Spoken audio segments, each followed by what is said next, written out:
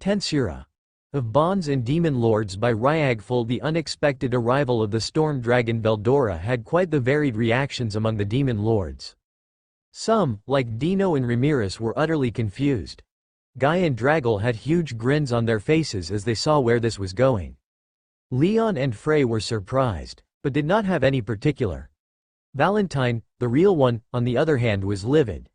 She barely managed to keep herself from exploding at the mere mention of the wretched lizard's name. And now he was right there in front of her. Suffice to say she was pissed, though she needed to keep up appearances and continued to grit through her anger. Rimuru, meanwhile, was hurrying to get to Clayman. Along the way, he stopped to quickly help Ranga dispatch Clayman's fox. Or rather, to find it a simple matter of dispelling the mind control magic that was keeping it enslaved. After leaving the now tiny fox in Ranga's care, he hurried to where Clayman was found. That Sheehan and Beretta, he barely had time to notice the demon joining the fight while he was busy with Milim, were quite easily dispatching the demon lord's marionettes like they were nothing. This can't be. He heard the dead man mutter in a shocked daze. This can't be happening. Losing to a slime. Looks like there's no coming back for you from this. Rimuru mocked as he approached the enemy. If you have something like an ace up your sleeve, hurry up and use it so I can crush it, he said. Clayman turned to look. Having noticed Veldora earlier, he was quite shaken. However, even so, yes. I am a demon lord, after all, he said as he began to take off his shirt. As he tossed them aside, a maniacal grin made its way to his face.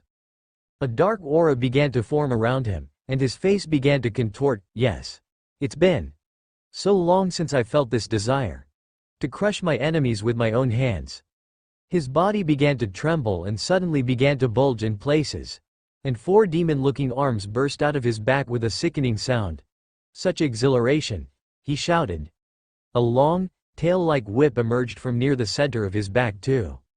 Both the new and old arms were covered by black armor. A white mask appeared in one of his original arms, which he placed on his face. It had a simple design with a wide mouth and narrow eyes. I am Demon Lord. No, I am the crazy Pierrot, Clayman. And you will die now, slime. He bellowed with a crazed voice. Finally taking it serious then? Rimuru asked as he pulled out his sword, preparing to attack. Sheehan, stay out of this. He told the ogress, who looked disappointed. He's mine. Also, Raphael, run an analysis on the bastard and see if you can find the mind control spell he's using, he ordered, ignoring what sounded like a sigh from the skill. A moment later, he lunged at Clayman, swinging the sword in a low arc.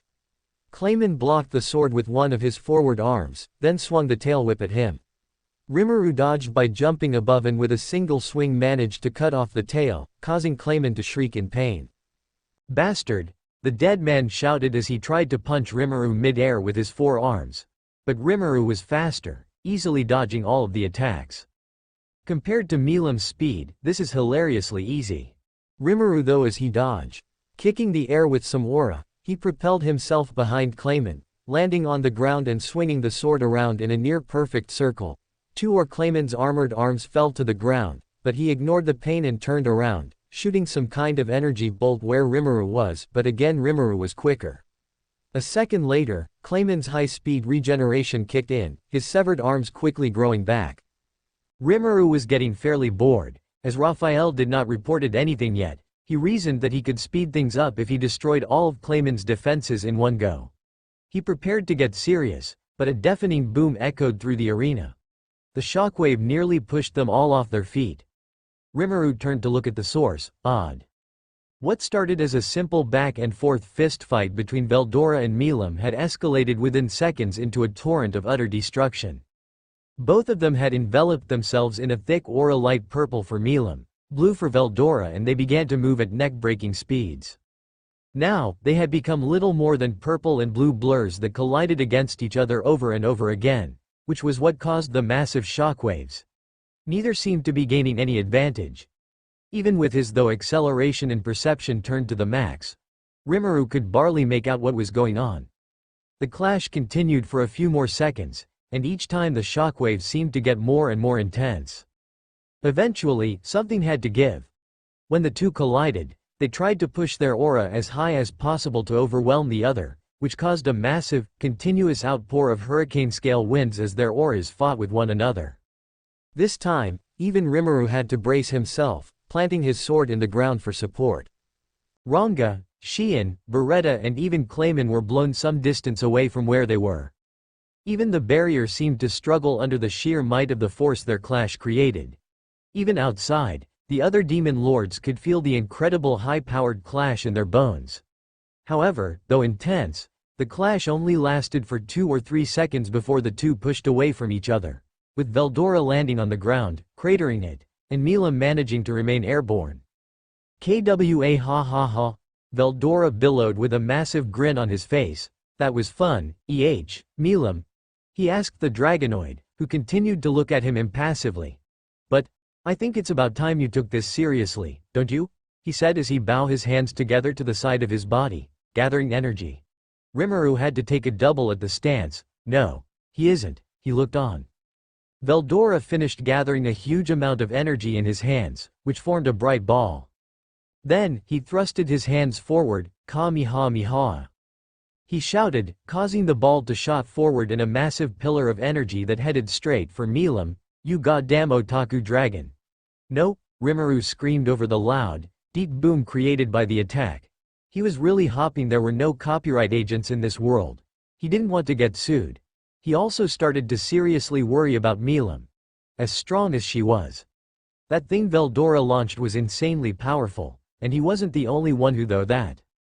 "Ah crap," Dino said as he watched the massive attack. "Hey guy, that barrier is gonna hold against that, right?" he asked the demon in a slight panic. "Possibly," the demon answered, still holding a shit-eating grin. Dino's panic was no longer slight. Would Milim survive that?" Ramirez asked, sounding worried. "Pfffff ha ha ha ha ha." Guy let out a laugh, looking at Ramirez with amusement. "What kind of dumb question is that?" Sure enough, Milim did not seem worried at all.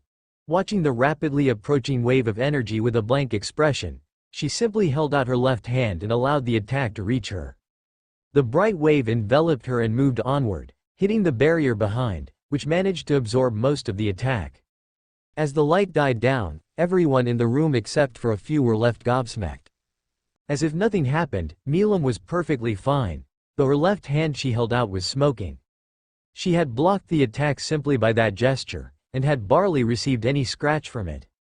Even Veldora had to drop his smile a bit. Milim looked at her smoking hand, then clenched it into a fist.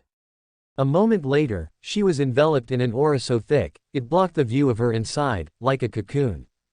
A ridiculous amount of magicules could be sensed by everyone in the room, and it made the weaker ones start to sweat bullets from the sheer pressure, with some feeling like they were about to keel over, dead, on the spot. Then, the cocoon burst open, allowing everyone a good look at Milim in her battle mode. She was wearing a simple, tight high dark blue skirt and a long-sleeved shirt of the same color with various pieces of armor. A large chest plate, a shoulder pad molded like the claws of a dragon, gauntlets and high boots. Her hair was untied, flowing wildly like it had been left unkempt for months. Large dragon-like wings emerged from her back and a single, deep red horn that seemed to be chipped in the middle emerging from her forehead. Most of all, her eyes were animalistic, seeming to shine an eerie blue. And in her right hand she held the god-class sword, Tenma, that made even true demon lords tremble at its mere sight. This was the destroyer. The occupants of the room, sans guy, were left either unnerved or just flat-out terrified. Except for the first demon lord. No one had seen Milim in her battle mode, except for a certain incognito beastman, and could only stare in utter terror at the true might of one of the strongest beings in the universe. "Holy shit," was all Dino could gather in his thoughts, for once not looking tired or bored. "I knew she was powerful but this is, yeah she really is his child, even this aura feels like," a nostalgic feeling filled the fallen angel's heart. "Dear God," Luminos Valentine thought as she began to sweat intensely. Sparing a glance at her replacement, who looked like he was struggling to not faint from the ridiculous pressure, she gritted her teeth in frustration. "Damn it, I'm nowhere near that level. To fight that damn lizard on equal grounds, like she is. Perhaps it's a good thing she doesn't care about power or nation building or stuff like that, because if she did, She shuddered at the thought of a non-goofball Milim Nava. The youngest demon lord was having similar thoughts. Yeah, the world really doesn't have any idea just how lucky it is Milim's just out to have fun. Leon though as he watched the incredible sight before him, unable to help himself from smiling a little. Clayman, you really thought you could control something like that? Frey asked herself as she was fighting off the pressure of Milim's aura. Just staying conscious required great effort on her part, but even so she was smiling. She had little doubt about Clayman's fate now. On the other hand, she looked at the young-looking girl with a newfound appreciation and admiration. She also spared a glance at the male aide besides her, who was now trembling like a leaf. She wasn't sure if it was because he was terrified at the sheer power of Milim or angry at the thought that she could have used a fraction of it to vaporize him. She had to widen her smile a bit at his frustration. Rimuru, for his part, stared, unsure what to make of the sight.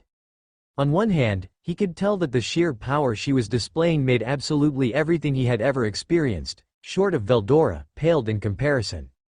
Her magicules seemed to have no limit, flowing off of her like a torrent in massive quantities. That, combined with her appearance, made a shiver of fear run through his whole body, a feeling unlike anything he had ever experienced in any of his 2 lives. Now he felt like he truly knew why she was nicknamed the Destroyer. Forget about whole nations. He was certain she could obliterate the continent to pieces if she wanted to, and still have enough power left over to do it again. He also had to note that her level of control must be absolutely insane, to be able to handle such power and even tone it down to such a degree that she could hit a normal human or monster and not vaporize them on the spot.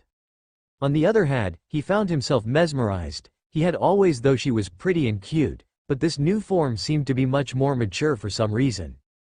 Perhaps because her usual, cute, features were downplayed in favor of the crazed, godlike barbarian look.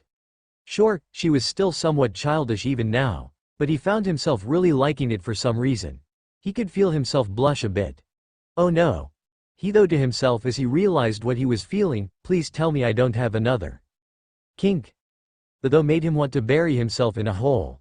He could feel his blush grow wider. Fortunately for Rimuru, his thoughts were interrupted.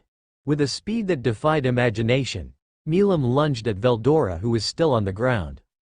Upon collision, the ground below Veldora simply gave way, a crater expanding in all directions, only stopping once the 2 titans broke off the contact. Milim swung her sword at Veldora, who wisely jumped out of the way and took flight, deciding to put some distance between them. However, Milim was not about to let him get away easily. She poured a large amount of magicules in Tenma and swung it in Veldora's direction, sending out a crimson-red wave of energy, like a claw mark, after him. Veldora was quick enough to avoid it, and the wave hit the barrier behind him, exploding violently. But Milim was not done. She began wildly swinging Tenma, sending out wave after the dragon, who began to circle around with a maniacal grin plastered on his face. For the next few seconds, the arena was rumbling with the sounds of explosions. Eventually, Veldora decided to go back on the attack, began to fly zigzag at Milim, avoiding her sword waves. As he got close enough, he tried to tackle her, but she was too fast and he barely dodged a sword swing aimed at his neck.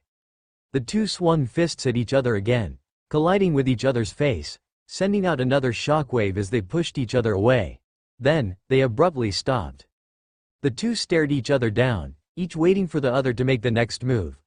I hate to admit, but I serious don't think I can win. Veldora though to himself, still grinning. Milim continued to look blankly at him.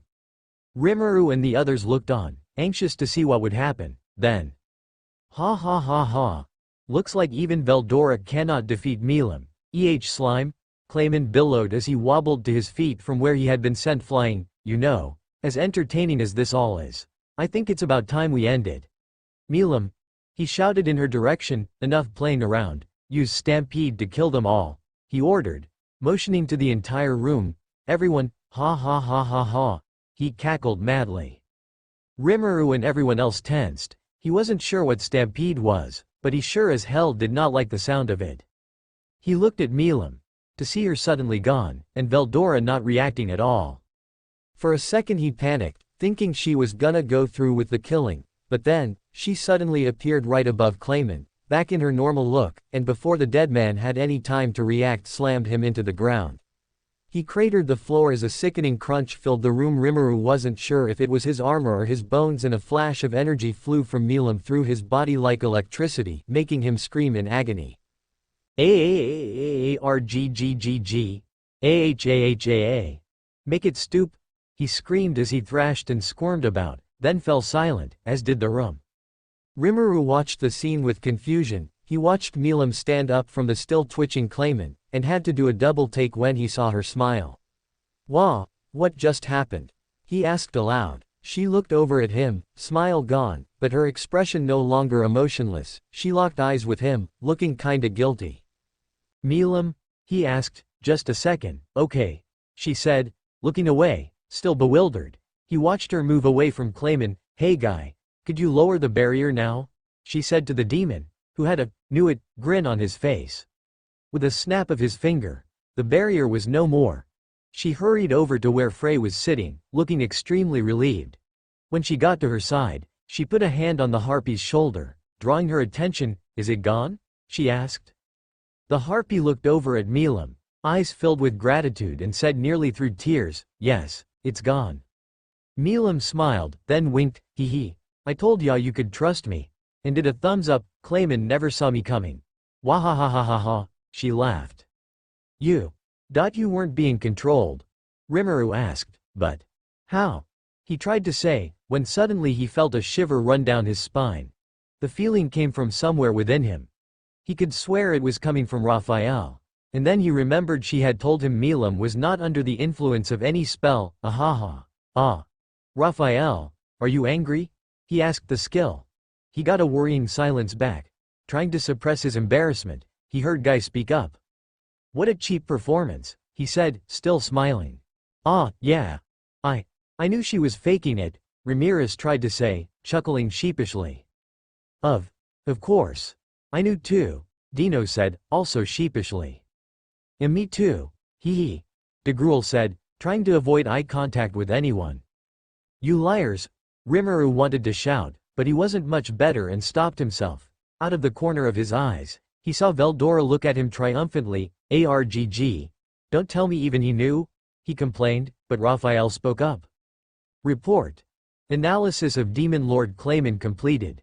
No mind control spell detected. However, I have identified curse linked to Demon Lord Frey similar to the one used on Mulin," she said, sounding a bit exasperated. "Furthermore, a curse link somewhere outside this space has also been detected. Both have been severed by Milim's attack," she said. "A curse like Mulin's was put on Frey. What is going on here?" As he looked over at Milim, who was now smiling at him. Hee, I got you good, right Rimuru?" she said with a laugh. "Sorry to do that. But I had some busyness with Clayman, you see." She continued looking at the dead man, who was finally recovered from the pain enough to register what had happened. No way," he said as he struggled to look up at her. "How? The pendant, how?" "Oh, you mean this thing?" Milim said as she grabbed the pendant in question, ripped it off and crushed it in her hand like a piece of paper. Then she mockingly threw it at Clayman, who watched it land in confusion. "That thing won't work on me. Though, I had to work to make it look convincing that it did. Had to lower all barriers by force and keep my intrinsic resistances from completely dispelling your dumb curse by accident," she explained, hands on her hips, then leaned in a little. "The hardest part was keeping myself from laughing at how pathetic you were, though." Wahahahaha. Clayman continued to look at the pendant, still not completely understanding. "Why though?" Rimuru finally asked, getting a bit closer to her. She smiled a bit sadly at him and began explaining. Apparently, after the whole Charybdis incident, she had a strong hunch that Clayman was the one who engineered the whole thing. She also thought that he may have help from another demon lord. So, after leaving Tempest, she flew around and visited the others to get a good reading on whether they were connected or not. When arriving in Jaw, Frey's capital, she quickly noticed something strange. After talking with Frey, she realized the harpy was in some kind of trouble and confronted her. According to the harpy, after the Charybdis incident, Clayman claimed to have convinced Milim to destroy the beast for Frey, and so the Sky Queen felt she was indebted to the dead man. However, it was all a trap. When Frey lowered her guard, Clayman entrapped her with a similar spell he used on Milim. Then he used some kind of crystal artifact to place a powerful curse in her city that would kill everyone within when activated. With both herself and her people held hostage, Frey had to obey and play along with Clayman's scheming, which included giving the mind control pendant to Milim as a gift. Fortunately, Milim claimed that since Frey was much stronger than the Majin woman, Clayman could not use the fake heart to spy on her, and thus when Milim approached her with her plan to accept the pendant and fate being controlled, he was none the wiser. Listening to Milim tell her story, Rimuru suddenly had a question. Okay. But why did you feel the need to pretend to being controlled? He asked. Milim looked a bit sheepishly as she began scratching the back of her head. Ah, well, you know. Dispelling this kind of magic isn't my strong suit. And especially that curse put on Frey's heart was way too hard to figure out how to get rid of without killing her. So, I thought that it would be easier to sever the link between them and Clayman from his end, but she looked over at the dead man. I needed to buy some time to analyze them to break the link without setting them off or something, she said with a half smile. She then replaced it with a bit more serious look, and also, I wanted to find out who he was working with, she said, trailing off. Rimuru looked on, finally understanding. I see, it was true that the curse he undid on Magellan was a pretty tricky one to undo, especially if one wanted the victim to live on afterwards. He was lucky that his skills allowed him to do it the hard way by simply removing the fake heart and using his skills to replace it, but he realized that others would be pretty stumped to find a solution. Milim certainly was, which is why she resorted to her pretend to be brainwashed scheme. Which meant, wait, so fighting me earlier. Milim laughed again. Wahahaha. I just wanted to see how strong you've gotten, Rimuru. Especially after you went ahead and became a demon lord, even though it was never going to happen. To me, she said, putting on her best impersonation of Rimuru's voice and grinning. Oh, did I say that? He said sheepishly, avoiding eye contact. She looked at him, unimpressed. Wah. What? Clayman muttered, so that means, you killed Carrion just to deceive me? He asked. Rimuru was about to ask the same when, suddenly, Frey's male attendant with the lion mask spoke up.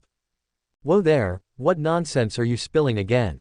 He said as he took off his mask, revealing Carrion underneath. After all that crap about me instigating Rimuru, now you're saying I'm dead too. He said with an angry grin. Rimuru's mind tried to hold itself together. No way, it really was, but suddenly, he could almost feel Raphael giving him the stink eye. See. The Beastmaster looked over at Rimuru. Hey. Thanks for taking care of my people for me, he said with gratitude. Aha. Just act like you knew all along, Rimuru, he told himself and just said, no problem. Clayman, meanwhile, was even more bewildered. But, I saw his, he tried to say, but Frey interjected. Corpse. She asked mockingly, since watching Milim turn his city to nothing made him lose the will to fight, I took the opportunity to inject him with a poison that put him in a death-like coma. She looked at the dead man with contempt. If you hadn't been on such a power trip thinking Milim was under your control, maybe you could have run a deeper analysis on the corpse, and see he wasn't really dead, but you didn't. Too bad for you. She finished and looked away, as if losing all interest in his existence. Whoa, this woman is scary. Rimuru though when he hear her say all that nonchalantly. Yes, thanks for that, Frey. Carrion said, voice dripping with sarcasm, speaking off, hey Milim, so, since you weren't being manipulated, you really beat the crap out of me and leveled my city all on your own? He asked, putting on a fake smile. The Dragonoid looked somewhat panicked as she heard that. Well, I had to. She protested. If I refused, Clayman would have found out I was pretending and, I wasn't ready at the time, so it was kinda, you are Frey. No offense, I like Frey more, she said, looking sheepishly. I see, no, I'm not angry. Not at all. Carrion said through gritted teeth, it just means I'm weak. But you still blew up my freaking city. Oh, quit complaining, she said as she crossed her arms and huffed. No one died, so don't fret the small stuff. My city is not small stuff. Carrion raged at her, but she didn't seem to care. Rimuru looked on in pity. On one hand, he really felt sorry for Carrion, but on the other. Well, at least she has a point that no one died. Frey spoke up, looking at Carrion. It was her idea to trick Clayman into making her give that warning. By the way, the bastard wanted to just have her kill you and everything in the city on the spot, she informed. Carrion looked bewildered for a second, then gazed at Milim, who was still huffing. Ah, is that so? He sighed as he ran a hand through his hair. Well, whatever, at least I can get some satisfaction out of seeing the true culprit suffer, he said with hatred as he looked at Clayman. Rimuru suddenly had an idea. Well, I think I know what will cheer you up. He said to Carrion, I got a report some time ago from my men, who joined forces with your beastmen to stop Clayman's army invading Eurazania. They managed to incapacitate all his forces some time ago, he informed the beastmaster. That can't be, he heard Clayman mutter, and Rimuru turned to look at him with a mocking smile. It's true. Also, some of my other people have managed to capture your castle. He quite enjoyed the shocked reaction that drew out of the dead man, but for now he had busyness with Carrion. Most of his forces were taken as prisoners of war. I was thinking of using them as forced labor to repay their debt, to both of us. Carrion blinked at him, you can use them to rebuild. I'll help too, so we could make an even better capital for Eurazania. What do you say? He asked, extending a hand to the beastman. Carrion stared at him, then laughed. Oh man, he finally said as he calmed down, you are something else, you know that. He extended his own hand and the two shook on it. It's a deal, he said with a grin. That reminds me, Rimuru said as he turned to Milim, you said you also wanted to find out who Clayman was working with. What does that mean? He asked her. She stopped huffing and looked seriously at them. Ah, that's right. I just had this gut feeling he wasn't working alone. And I was right, she exclaimed, looking proud of herself. That attack on Tempest. Clayman wasn't the one who did all the work to make it happen, she said, looking at the dead man. Someone else did that. Someone else also gave him that pendant, from what he said when I put it on. What was it again? She scratched her chin and though. His words were, that guy really outdid himself with this thing, or something of that effect. Frey helpfully interjected, shaking her head at Milim, I am also pretty sure the crystal he used to put that curse on my city was given to him by someone. Rimuru considered the two's information. It was true that, from what they had pieced together, the only real direct link they had to Clayman was Magellan, who erected that barrier in Tempest. From what they gathered from torturing the shit out of the king and the other two prisoners, a merchant was involved in revealing Tempest's plans to build the roads connecting Bloomin to Tempest and Dworgen, which, based on the timing, was not public knowledge. In other words, someone found out about it and leaked it to Falmouth in the hopes that it would instigate them to attack Tempest. Based on everything he had known before, he was sure it was Clayman, as was Magellan, but now. I see. Something else occurred to him. Someone also made sure that Hinata knew exactly where I was and who I was. Does that mean? He thought to himself, quickly going over a list of suspects he had. Truth be told, he had someone especially in mind, but no actual proof. He turned to stare at Clayman. I don't suppose you would care to tell us who you work with? He asked half joking. Clayman glared at them in anger. However, deep inside he was angry at someone far more than them. He was angry at himself. His companions had always warned him he was pushing too hard, that he was not cautious enough. And they were right, though he realized it only now, laying on the ground with his body broken. He glared, remembering his old master. Damn it. Laplace. Tyr. Footman. Lord Kazarim, you were right. I should have been less obsessed with power. But, even so, I have to keep going. From his storage space, a small orb appeared in one of his hands. Rimuru and the others looked at it curiously, but none of them were fast enough to stop what came next. The orb disintegrated in a flash of magicules, which was all absorbed by Clayman. His aura flared up, increasing in density and causing the room to shake violently and the ground to crack apart. This power, thank you for this final gift, Lord Yuki. He though as the image of his patron came to mind, I will use this power to crush your enemies. As his wounds healed faster than ever before, he stood up, enjoying the look of confusion and even terror on some of his enemies' faces. Confirmed. Absorption of collected souls into individual Clayman successful. Beginning physical reconstruction. The voice of the world echoed through the heads of everyone in the room. The demon lords looked on in silence, even Guy seemed to have dropped his previous amused expression. Some like Ramirez were panicking, but others were unimpressed. Is that it? Milim asked, sounding bored. I guess someone needs another good whacking, she said as she cracked her knuckles, ready to smash the insect back into the ground where he belonged. However, Rimuru quickly put a hand in front of her, signaling to stop. He looked at her with a neutral expression. Let me handle this one, okay? He said with an even tone. If I want to be a demon lord, I have to earn that title myself, he said with his most charming smile. Milim looked at him, thinking his words over. Then she lowered her hands. Have it, she said with a bored tone, seemingly having lost all interest. Rimuru nodded, and began approaching the raging storm that Clayman had become. Wah ha ha ha ha ha ha, ha ha ha ha. Clayman roared as the newfound power coursed through his body, restructuring it from within. This is the power I have been looking for, he said, then noticed Rimuru approaching. Time to end this, slime. He screamed, then began gathering all the aura into a single, small ball. The concentration of magicules was beyond ridiculous, but Rimuru did not have any concern on his face. He had seen much worse, and he already had a plan. He snapped his fingers and a barrier arose around himself and Clayman. The other demon lords looked on in shock. My barrier, that impudent little. Guy had to smirk at the audacity of the smile copying his technique. Clayman was done preparing. Thrusting his hands forward, he shouted, Demon Blaster, and caused the ball of magicule to erupt forwards into a torrent of energy. Even as it approached, Rimuru was not concerned. He simply held one hand forward and eat it all up, Beelzebub.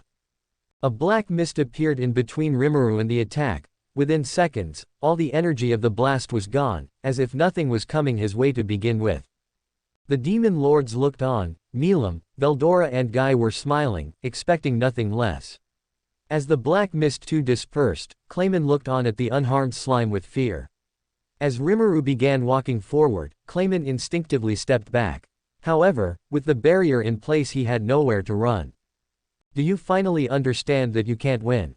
Rimuru asked as he approached. With a swift move that Clayman was unable to even see, he took out his sword and sliced the dead man across the chest, causing him to scream in pain and collapse back onto the floor. The pain was too much for him to handle, and he began convulsing violently. Even his hair began to fall out of his head from the sheer stress that his body was going through.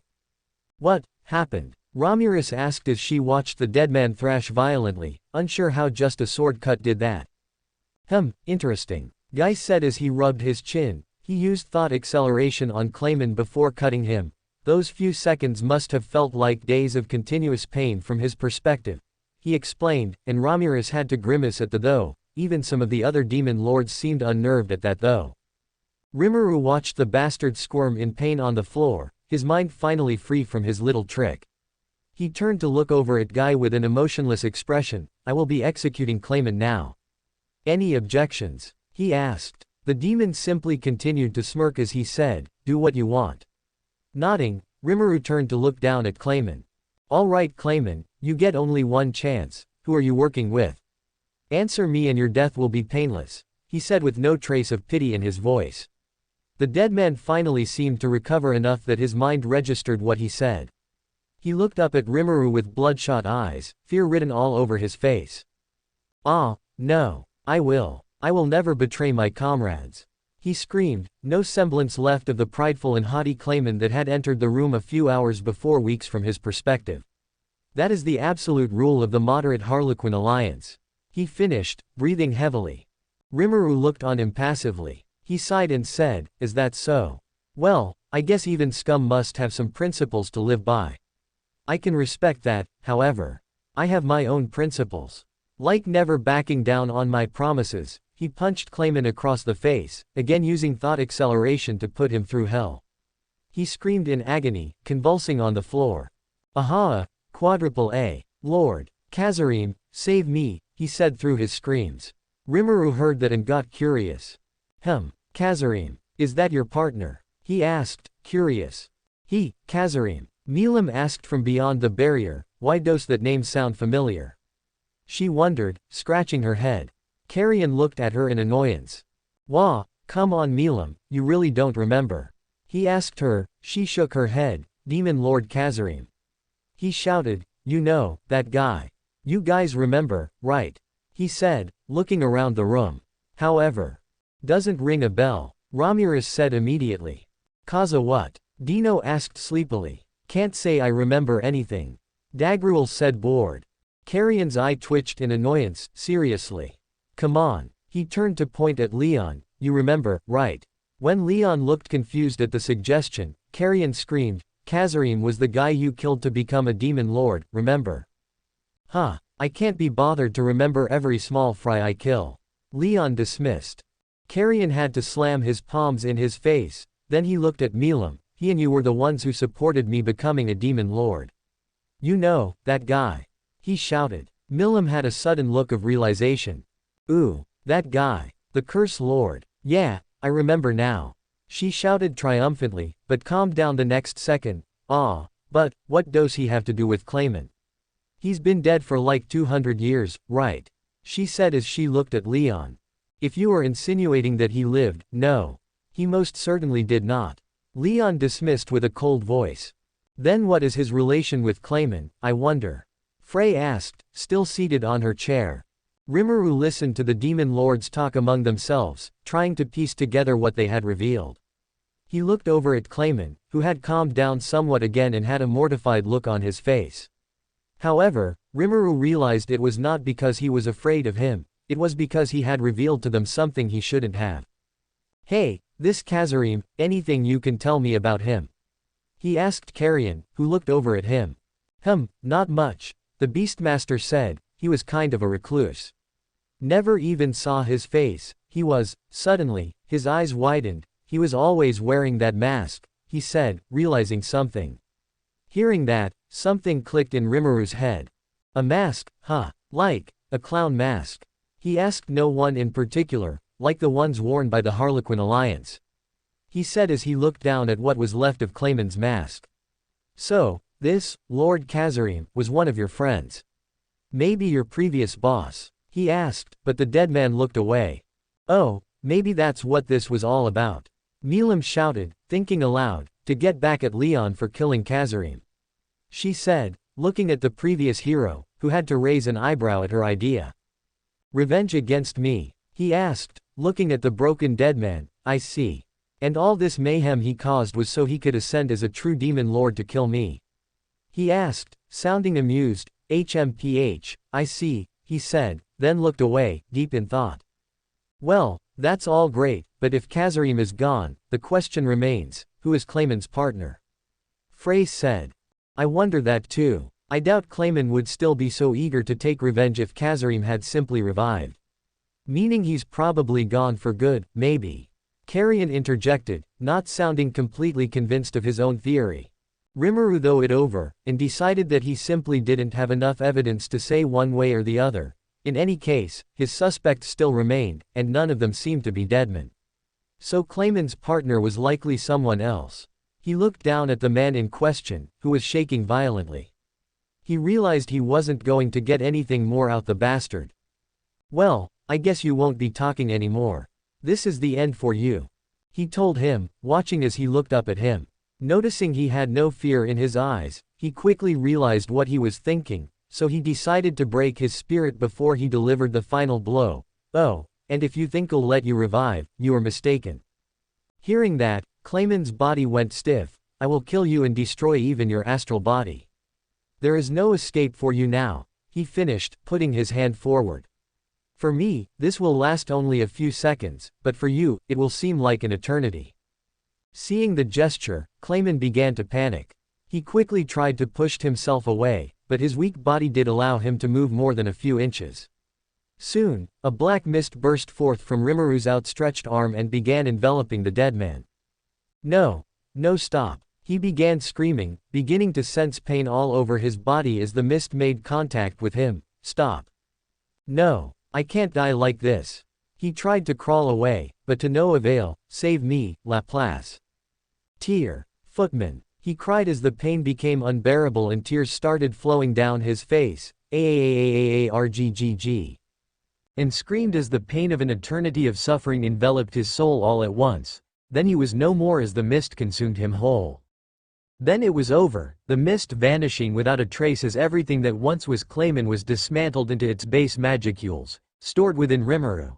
He looked down at his hand, clenching it into a fist, and sighed. I hope that you got to reflect on your sins within the eternity that I gave you, Clayman. Finally, he lowered the barrier around him. He looked over at Guy, fist still clenched. So, I guess that makes me a demon lord now? He asked. The demon smiled, and nodded in amusement. Suddenly, he felt someone tackle him, though he managed to stay on his feet. He looked over to see Milim smiling widely at him. Woohoo! I knew you could become a demon lord. From the moment we met, I knew it. Didn't I tell you? She asked excitedly. Rimuru had to smile, thinking back to their first meeting. He shook his head as he turned to face her fully. Yeah, you did. You did. Thanks for believing in me, he said as he placed a hand on her shoulder. She giggled a little and gave a thumbs up. Taking a deep breath, Rimuru grabbed her other shoulder. Ignoring her surprised yelp, he brought her into a tight embrace, burying her face into his chest as he put his hands around her back. He paid no attention to the curious stares of everyone else in the room. Milim was stiff for a few seconds, then slowly she returned the gesture, gingerly putting her hands around him too. I was worried, you know, Rimuru said in a soft, barely audible voice as he buried his face in her shoulder. I really missed you. I missed you too, she responded with a muffled voice, sounding almost ready to cry. Rimuru put just a tiny bit of distance between them, just enough to look down at her as she looked up at him. They locked eyes, then slowly came closer until their lips finally met. Though it only lasted for a few short seconds, the kiss left both Rimuru and Milim breathless as they finally parted. Both of them chose to completely ignore everyone in the room who were staring.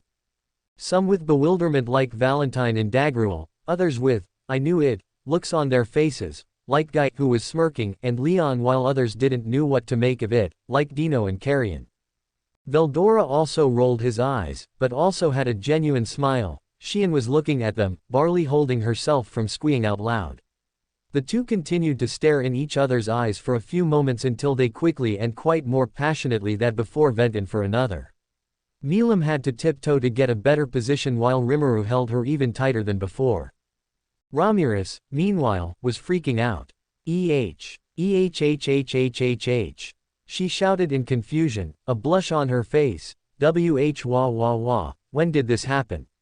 She shouted, and Guy had to roll his eyes. If she hadn't picked up on it after all the mushy stuff Rimuru had said during the meeting, then she must have been particularly slow this cycle. She looked over at Veldora, who just shrugged. Frey looked on in contentment, smiling softly at the two. She could finally feel less guilty for keeping Milim away from her beloved with her problems.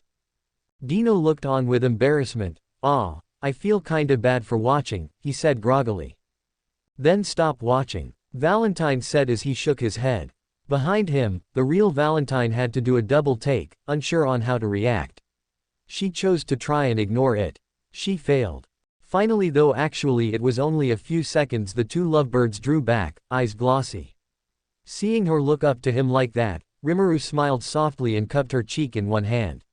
She placed both hands on his chest and they began approaching for another round. However, when they were just inches away, a cough interrupted them. The two's eyes bulged as they looked over at Guy, blushing. The demon simply continued to grin.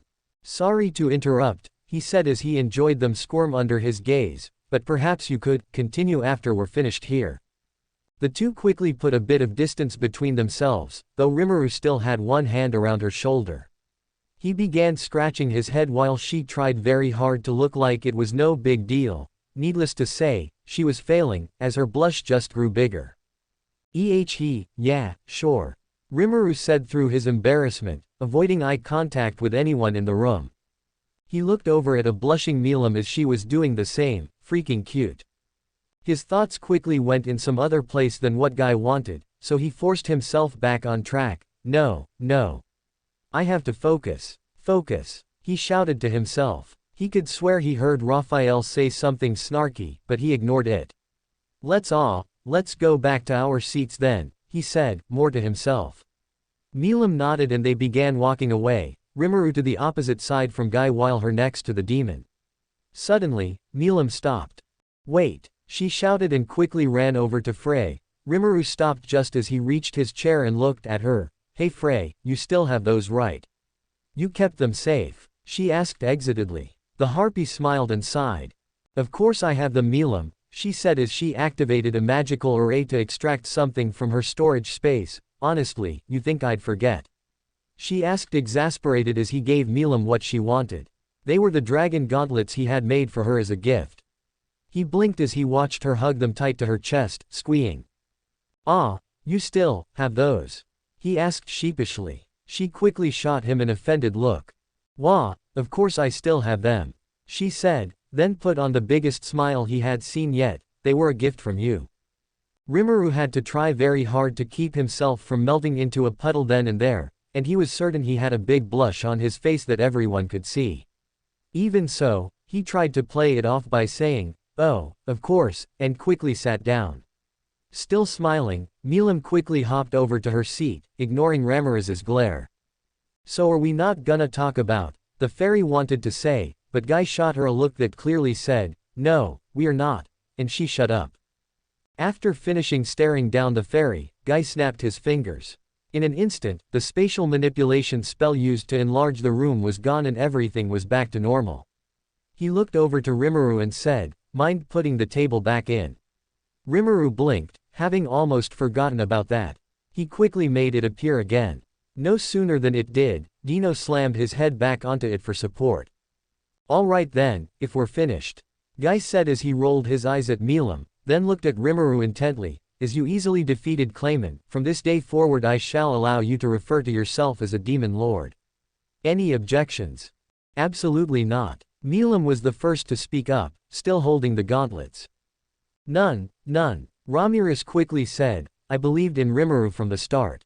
Yeah, no objections here. Carrion said with a smirk. Or from me, Frey said. I do not care who becomes a demon lord, so he can do whatever he pleased. Leon said bored. Yawning, Dino spoke up too, I guess it's fine.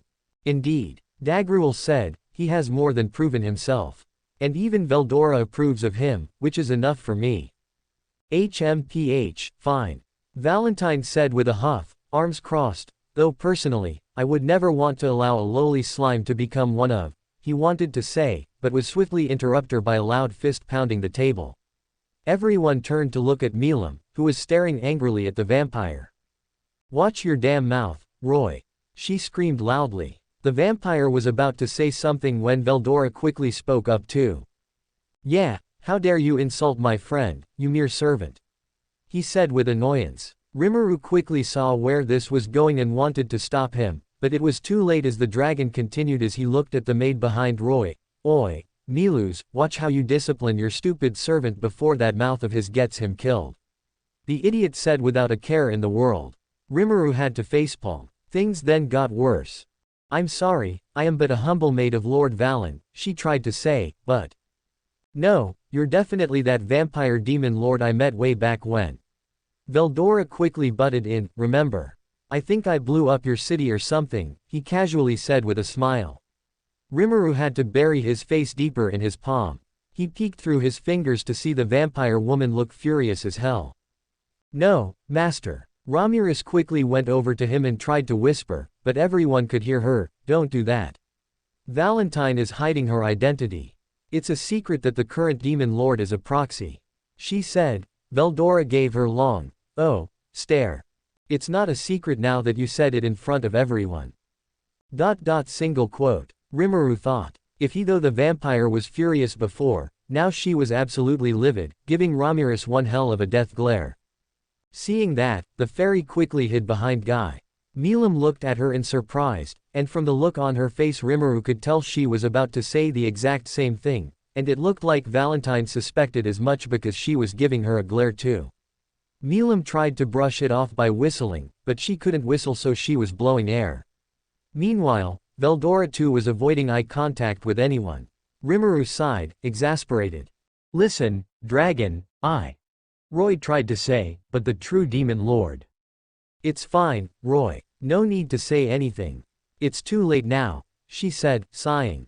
The proxy demon lord quickly shut up, looking down. The real Valentine glared again at Veldora. If looks could kill, Rimuru was certain even Veldora would be dead on the spot. You wretched, evil dragon, she said through gritted teeth, why must you always ruin everything? She walked in front of the dragon, can you not even recall my name? It's not Milu's, Veldora asked, stumped. Enough? The vampire shouted as an aura enveloped her. You shall call me Valentine.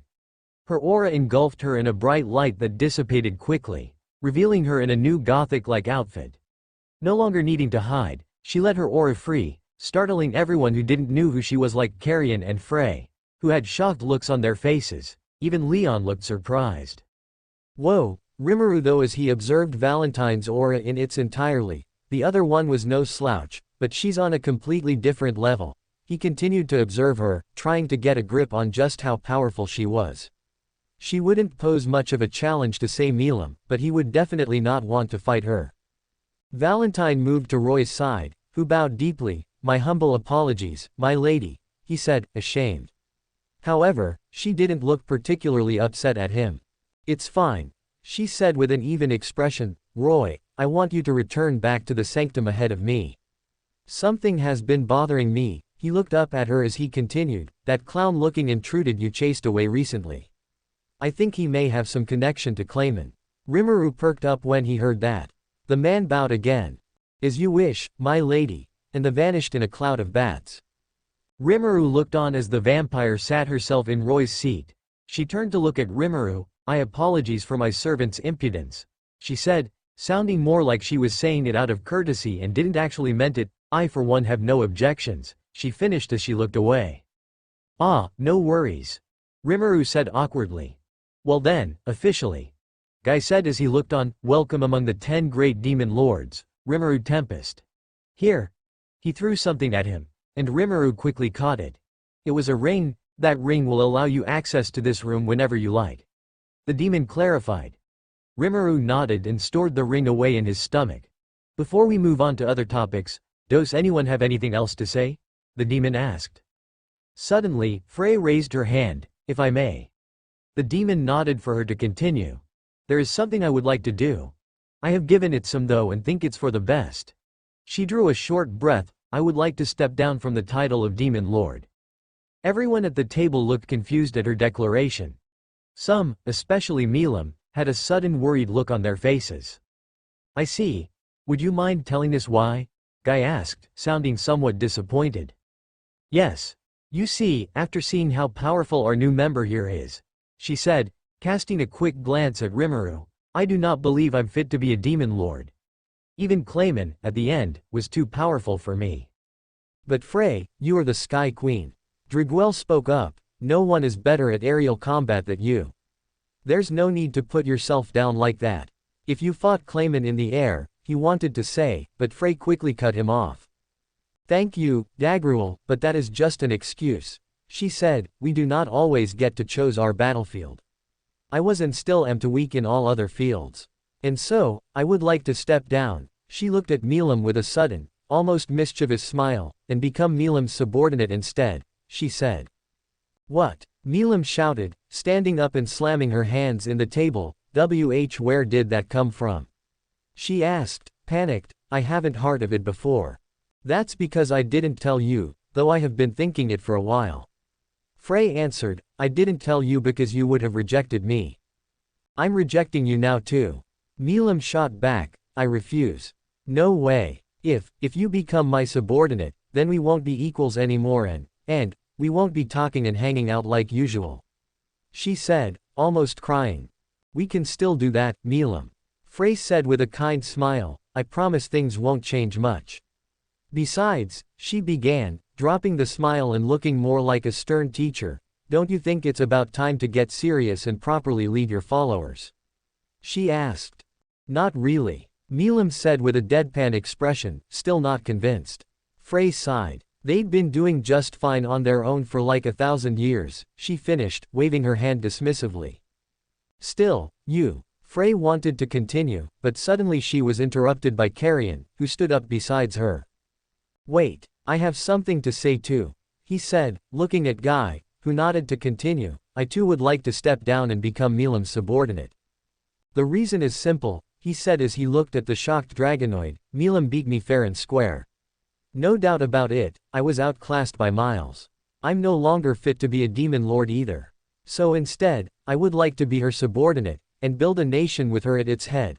He said, then smirked. Besides, since you beat me, I think you own me and my people protection, don't you think? He asked, enjoying the look of utter bewilderment that made its way to Milim's face.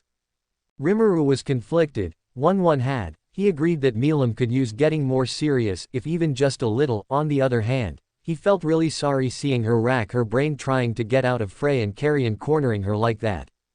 No, Milim shouted, sounding seconds away from throwing a tantrum. Like hell. I don't do followers or ruling, you guys know that. She protested. Come on. It's a horrible idea. Listen, Milim, Frey said with a sigh, I'm very serious about this. You told me to trust you back when you found out about Clayman's scheme. And I did, and you really came through. I can say that, you're the first person I really, truly trusted with my life. That's why I want this, she smiled, though her eyes didn't, and I won't take no for an answer. Scary. Rimuru though as he saw her smile, it reminded him of a certain ogress smile, and he really didn't like it. Not one bit, he was pretty sure it was over for Milim. Sure enough, the Dragonoid looked really moved to hear that, if a bit unnerved by the harpy's smile. So that's it, huh? Carrion said, looking at Frey. He sighed, running a hand through his hair. Guess some honesty from me too is in order too. He looked at Milim, then began walking around the table until he was next to Milim. Listen, when you beat me, it was a real wake-up call. For a long time, I've been pretty arrogant, thinking I could take on anyone. I was actually looking forward to beating you when you declared war on me. He laughed, shaking his head at his own hubris, but that was just arrogance talking. I am weak, way too weak to stand as equal with the top monsters of this world, like you, or Guy, and I'm really no longer confident enough to protect my people like I used to. That's all I want, he said and, shocking Milim, he bowed his head, I'm not asking for myself. I'm asking you for the sake of my people, as their pitiful, weak king, to accept my wish, he said earnestly. Milim was staring at him, blinking rapidly as her mouth moved but didn't make any sound. She looked at the still bowed Carrion, then at Frey, alternating between them for a few seconds and her brain tried to come up with something. She was obviously conflicted, Rimuru realized. On one hand, she wanted nothing to do with actually ruling anybody, but on the other the two's words obviously moved her and she wanted to not disappoint them. She was thinking so hard, Rimuru could swear he saw steam come out of her ears. Finally, her eyes landed on him, looking for some encouragement, or anything really. Rimuru, hopping to make it easier on her, offered a warm smile and nodded for her to accept. Her eyes softened a bit, and she looked to calm down a bit. She looked away, rubbing her face, before looking at Carrion, then at Frey, before finally sitting down in her chair a bit too forcefully. Arg, fine, I don't even care anymore, so do whatever you want, she said through a pout and crossed her arms. Carrion stood straight, looking at her with gratitude. Soon, Frey moved away from her seat and made her way to sit next to Milim too. The Dragonoid looked over at Guy, who had been observing the unfolding scene with great amusement. That okay with you, Guy? She asked disinterested. The demon chuckled. No objections. It's a shame though, Carrion, he said as he looked at the beastman. I expected that you would have awakened as a true demon lord given another century. The beastmaster laughed as he placed a hand on an annoyed Milim's shoulder. Ha ha, don't worry, just because I'm joining Milim doesn't mean I'm not aiming to get stronger. He boasted. Guy looked satisfied with hearing that. He wanted to say something, but Rimuru talked first. With Frey and Carrion gone, I guess we aren't the 10 great demon lords anymore, huh? He said more like an afterthought, not thinking much of it. However, the revelation sent a chill through the room. He looked around, unsure at why everyone was suddenly looking so serious. Oh no, Milim said, sounding panicked. Rimuru, what have you done? She asked, mortified. We were just about to wrap this up too. She finished as she grabbed her head as if preparing for pain. Rimuru was about to ask what she meant but God, not this again. Dino spoke up, slamming his head repeatedly against the table and giving Rimuru the stink eye. Oog, please, can we not do this now? Ramirez screamed at his accusingly. What? He asked, confused, what did I do? He saw everyone turn to Guy, who had an crazy serious look on his face. The demon pursed his lips and said, this won't do. This won't do at all, we must come up with a new name for ourselves. He declared, and almost everyone groaned. Rimuru was really confused now. A name. Is that really important enough to? He was about to ask if it was really something demon lords should be concerned about, but Guy was not having it. Of course it is. The demon bellowed, how can we, the strongest in the world, strike fear and respect into the hearts and minds of the mortal races without a proper name? He said, but Rimuru was still not convinced. A monster without a name is weaker than a named one, after all. The demon argued. That, Rimuru though, made more sense, but still. Arg, are we really doing this? Dino asked looking up. Last time we spent, frigging, forever in here thinking up a name, he said, looking as if he was remembering something traumatic. It was hell, he finished, the others didn't look much better. You said it. Milim agreed, sounding despondent, and in the end, we couldn't even come up with something. She emphasized by slamming a fist on the table. Yeah, we just stuck with the 10 great demon lords, because that's what the humans called us. Ramirez interjected, sounding almost ashamed to admit it. Many nodded in agreement. Still, we need to come up with a respectable name. Valentine said with a far too serious voice for the topic, at least Rimuru though, so as he looked at her shocked. Even Leon nodded vigorously in agreement. No, seriously, am I the only one who thinks this is kinda dumb? He asked himself. Notice. Yes, master, yes you were, Raphael said, making him twitch. Was she agreeing with them? Or was he just going crazy? He couldn't tell. Then let's get started, people. Guy shouted. Everyone groaned again, and began thinking. They though for a few more minutes, when suddenly Ramirez spoke up.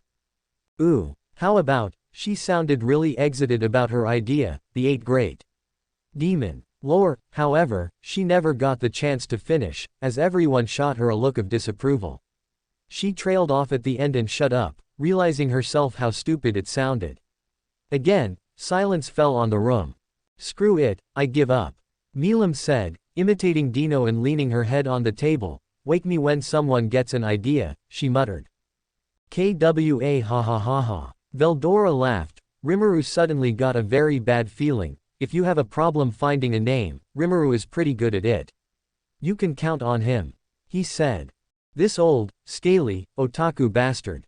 Rimuru shouted in his mind, pissed. Oh, that's right. Ramirez suddenly spoke up. He glared at her to stop, but she was oblivious as usual. He named by Beretta super fast. He can totally do it, she said with a cheer. Rimuru continued to glare, then noticed Guy was looking at him expectantly. He could feel a cold sweat running down his face. Dose he. The demon said with a faint smile. In that case, Rimuru, as the newest demon lord I give you the privilege to name us. He said cheerfully.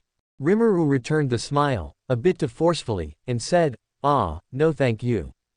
Guy continued to smile serenely. Then, the entire table broke in half, startling everyone, especially Dino and Milim, who were still leaning on it. Rimuru stared at the broken table, then at Guy, who got up and began walking to him slowly, still smiling. Of course you will accept, the demon said softly.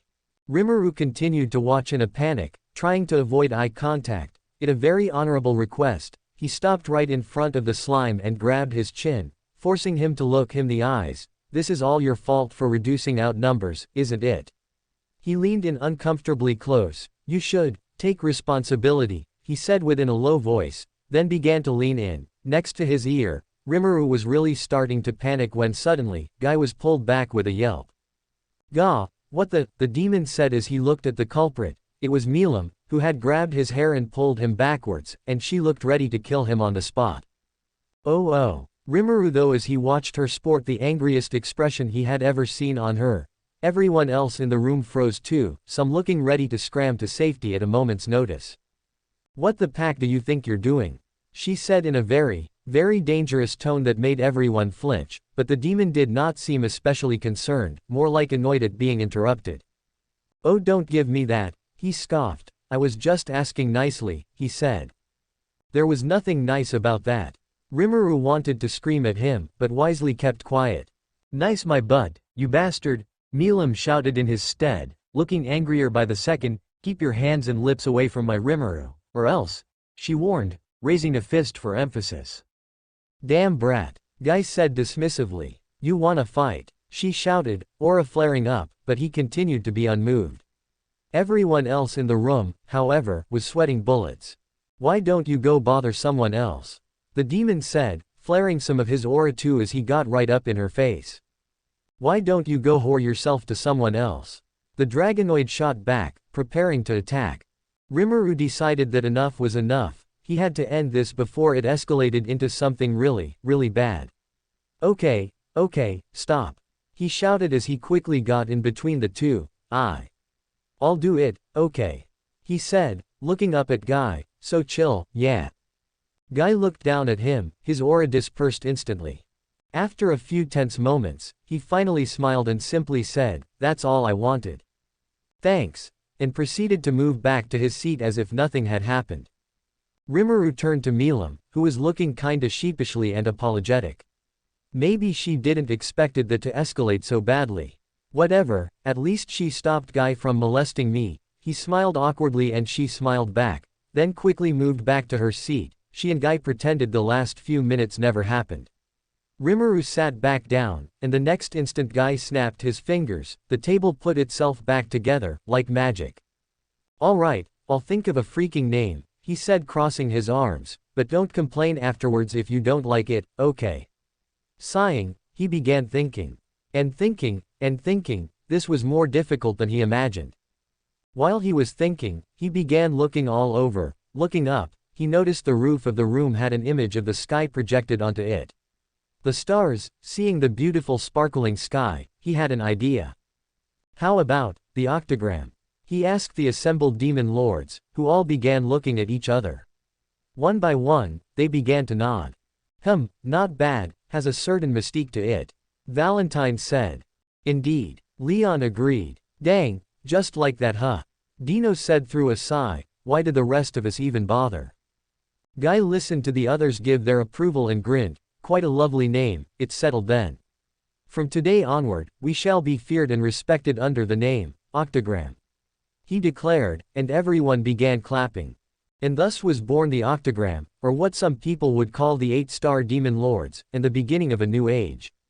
Its members were Guy Crimson, Demon, the Lord of Darkness; Milim Nava, Dragonoid, the Destroyer; Ramirez, Pixie, the Labyrinth Master; Dagruel, Giant, Continent's Wrath; Valentine, Vampire, the Queen of Nightmares; Dino, Fallen Angel, the Sleeping Ruler; Leon Cromwell, Demonoid, Platinum Saber; and Rimuru Tempest, Slime, the Newbie.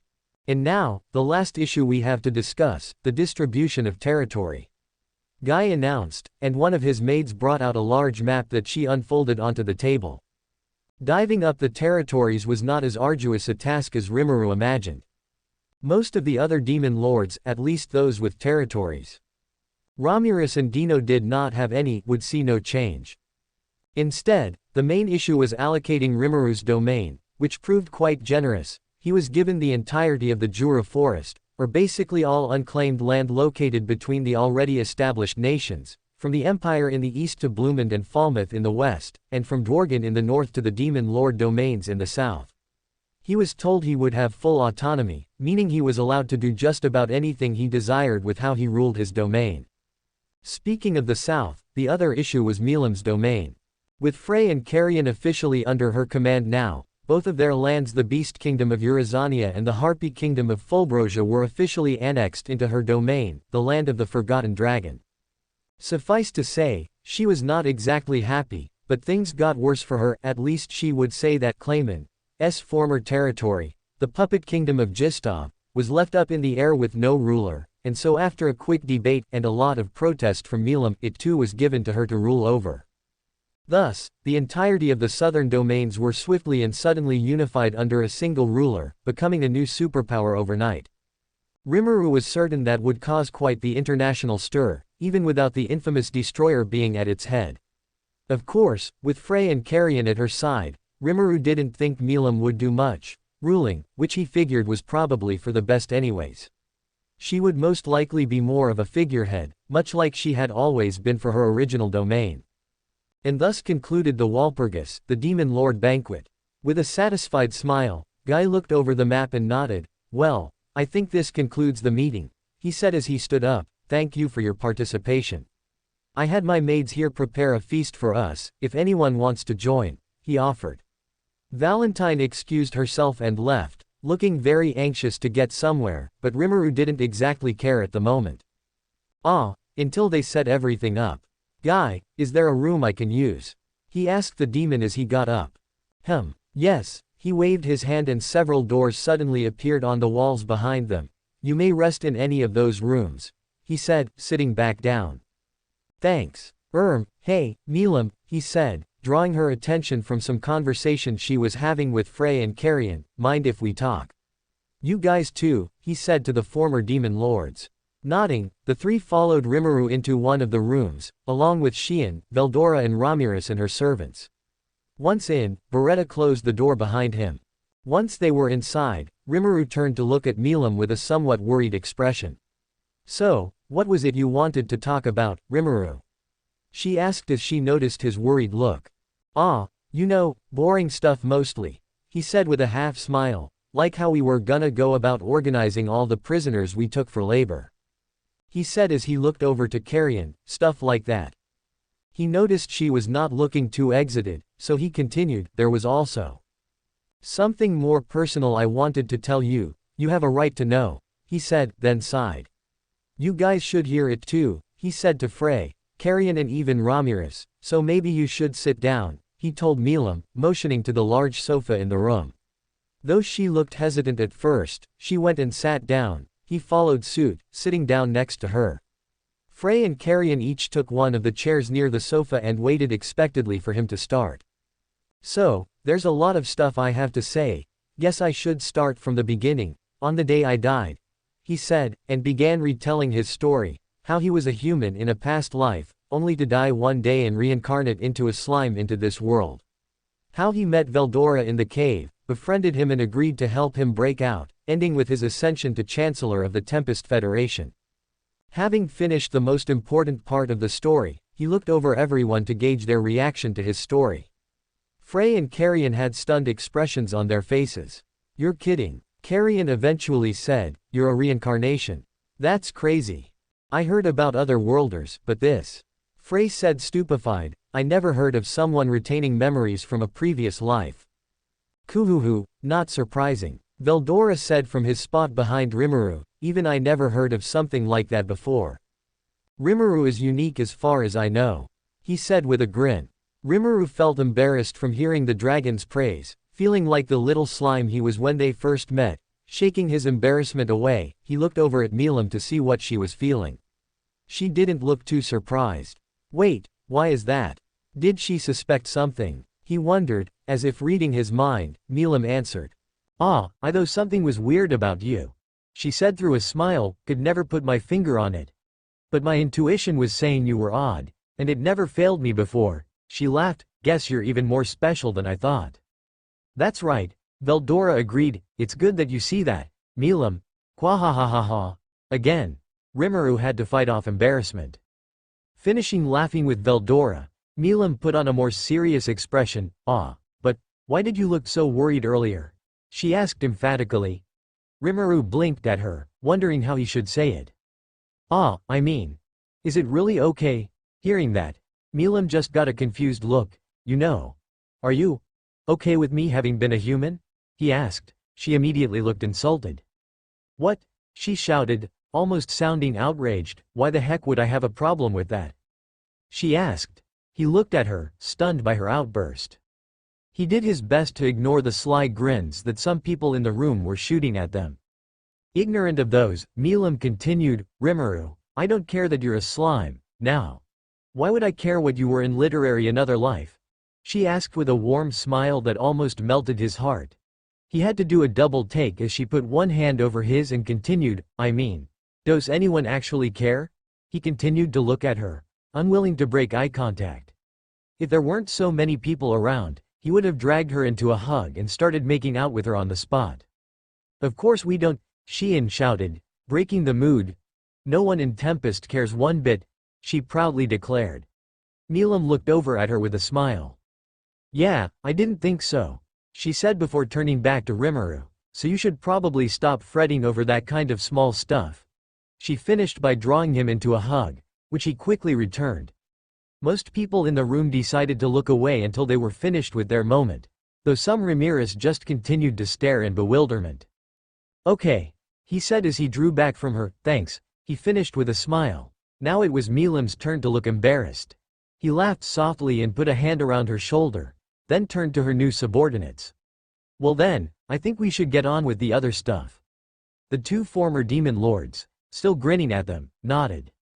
Rimuru then began going over the events that preceded the banquet, such as how he destroyed the Falmouth army and the following summit he held with Dwargon, Thalion and Bloomond and the general plan he had developed to deal with Clayman's invasion into Eurasania. Carrion was quite pleased to hear his warriors got the chance to assist and stick it to the ones who would have killed his citizens. He finished by giving them a detailed report on how the subjugation of the former Demon Lord's army went. The last report from Benimaru said they had completed subjugating all the soldiers. He said to the group, they have been disarmed and are now set up in a temporary prison camp we set up just outside Eurasania. I guess in what's now my territory. Also, Clayman's castle is completely under my people's control. They're turning it upside down as we speak to find out any evidence they can about his plots. Hopefully they find something that leads us to his accomplice. I doubt that, Frey said with arms crossed. He was a fool, but not careless enough to just leave incriminating evidence just lying around. You probably won't find much. Maybe, but still, it's worth the shot. Also, he looked over at Milim who was leaning her head on his shoulder. I would like to hear anything you guys found out about who he was working with. The Dragonoid scrounged her face as she though. Nothing much, Milim said, annoyed. As she lifted her head up, Turdman was way too paranoid, so he never said anything too damning. At least while I was around. She turned to Frey, what about you, Frey? The harpy gave it some though, well, when he told me about the attack on Sir Rimuru. Hearing that, Rimuru quickly interjected. Ah, no please, he said panicked, waving his hands, just Rimuru is fine, no need for formalities. Frey gave him an odd look, before nodding, right. When he told me about the attack on Rimuru outside in Glazia, he mentioned that his friend really came through with the intel, knowing even precisely the time the slime was leaving. That stood out a bit. How would he know the exact time like that? She finished, looking at him expectantly. Rimuru brought a hand to his chin. Only a few people knew I was even there. I'm certain my identity was not found out by anyone I didn't want. He pondered out loud. Not wanting to start pointing fingers when he had no evidence yet, he quickly dismissed it. Still, a good enough spy might have ways to find out. Let's move on for now, if that's all you have. Frey nodded in confirmation. It seemed Clayman was far more cautious with covering his tracks than Rimuru cared for. He pondered over what else they had to say, but decided they were small issues and could wait until later. For a few more minutes, they talked about various trivia and personal things. Ramirez was quick to take the opportunity to batter them in question of how they got together, but the two tried their best to deflect them away. Eventually, Ramirez gave up, but she did have one final beef in mind. AHHRRG. Now I remember, Milim, she shouted at the Dragonoid, you were mocking me, weren't you? Huh? You'll need to be more specific, Milim said with a smirk, making Ramirez even madder. That thing. That time when you showed up at my place a few months ago, when you were bragging about your new bestie. You know what I'm talking about, she screamed frantically while Beretta was holding her back from launching herself at Milim. The Dragonoid, for her part, began snickering while looking away. I still don't know what you're talking about. Ha ha ha. Then she started laughing her head off. Rimuru wanted to ask, but felt like he was better off not knowing, so he kept silent. Ah, yes you do. Stop laughing, the fairy cried as she struggled in Beretta's hands, which only made Milim laugh even harder. It's your fault for being so freaking gullible. Mwahahaha. The two's antics continued like that for a bit more before they tired themselves out, while the others watched in dry amusement. Then, like nothing happened, they got right back to talking casually like nothing happened. Rimuru figured this was their way of being friends. They must really have known each other long enough to not let small stuff get to them. Finally, one of the maids came in and announced that the feast was ready. As they got to leave, Milim noticed Frey and Carrion still sitting. "Hey, guys, let's go," she said, but they didn't budge. "Milim, we aren't demon lords anymore," Frey said. "We will stay here for now. Call us when you're ready to leave." Carrion nodded in agreement with a smile. Milim looked at them, sighed, deciding not to press the issue. The two, holding hands, then went back into the main room. The feast was, in short, absolutely incredible. The food was on a different level than what even Shuna ever made. Rimuru though that it was no wonder Milim looked so excited when they got back. The two seated themselves next to each other, ignoring the looks the others were giving them as they were more focused on each other. Veldora too was seated at the table as a guest of honor. After making sure he stolen, the food to reproduce back home, Rimuru brought out a special gift he had prepared. The brandy his people were making with the fruits from Eurazania. He was planning on giving them as gifts to the demon lords, so this was the perfect opportunity. Everyone quickly took to the high-quality liquor, though some were very quick to have too much, such as Ramirez and Dino, who quickly got drunk. Milim, Veldora and Guy, meanwhile, all downed a bottle each, looking no worse for wear. Rimuru looked between the fairy and the supposed fallen angel, who were both pissed drunk from just a few swigs. He turned to Milim, confused, and asked, "Ramirez, I get it," he said dryly as he motioned at the red-faced, staggering idiot, but then motioned to Dino, "But isn't he supposed to be more powerful than that? How the hell is he so?" He wanted to say, drunk, but totally wasted was more appropriate. Milim snickered at the sight. Hey, the idiot probably turned off his poison resistance at some point and forgot to turn it back on. She began to laugh, and Guy, listening into the conversation, joined in. Rimuru imagined there must have been some kind of inside joke there, but decided not to ask. The feast lasted a few more hours, but eventually it died down. DeGruel left first, hefting a passed-out Dino on his shoulder like a bag of potatoes and leaving with only a nod. Leon was next, reminding Rimuru that he would invite him over at his place at a later date. When it was just him, Milim, Guy, Veldora, Ramirez and their servants, the oldest of the demon lords coughed and drew their attention. "Well, this may be a bit late, but congratulations," he said with a sly grin, causing them to quickly blush when they realized what he was talking about. Not caring about their state, the demon continued, "Well, it's not any of my busyness anyway. But," he stood up with a more genuine smile, "I wish you two luck." Then he left through one of the portals he made, leaving them alone in the room. Scratching the back of his head, Rimuru looked over at Milim. "Well, I guess it's about time we leave too," he said, and she nodded. He got up and presented a hand for her, helping her up. He silently asked Xian to call Frey and Carrion, who came shortly after. "Leaving?" Carrion asked as he entered the room. Rimuru nodded. "In that case we should go too, Milim," Frey said, but Milim quickly cut her off. "We are with Rimuru to Tempest," she informed her. Both Rimuru and her subordinates looked at her puzzled. She grinned as she looked at the two. "Hey, don't give me that look. I'm way too freaking tired to get right into your ruling crap, so I'm taking a few days break in Tempest. And you two are coming along," she declared. "Especially you." She pointed at the harpy. "Did tell you before that I'd drag you to Tempest for a break, didn't I?" "No objections," she said, and began dragging Rimuru away. The harpy sighed, deciding not to argue for now, and just began to follow. "Well, most of my people are there anyway," Carrion said while shaking his head. The group then began making their way to a portal, when suddenly Veldora called over. "Hey, what about her?" he said, pointing at a passed-out Ramirez on the table. Rimuru and Milim both looked at each other and shrugged, before leaving without a word. The others, even Veldora, followed suit. The fairy and her attendants would remain in the room for a few more hours before she would wake up with an epic headache. Author note: just a heads up. This chapter will not be the last, I'm planning to continue this at some point, but I will take a break for a while and come back some other time. I'm not burned out or anything, I'm just not sure how to continue the story from here with. I'll try a few different things and decide on what I like best. May take a few days, a few weeks or longer. Don't know myself, but expect a continuation, eventually. Author note: in case y'all are wondering what Ramirez was angry about, it was that skit from Slime Diaries manga in which she tries to explain to Milim what a lover is. I for one don't really buy that Milim, in 2000 packing years, has never heard or learned what that is. Not for a second. So I interpreted it as just Milim screwing with Ramirez just because she could.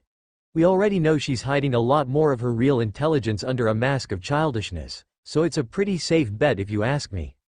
Final note: anybody else really disliked Rimuru when he was all like, "No Milim, you can't drink," because that scene was incredibly stupid, probably one of my least favorite moment with him. And I have a few. He just comes off as an incredibly petty jerk. I hated it, and it made me consider writing a scene here where Milim gets pissed at him for it, but decided against it. Anyways, see you all later.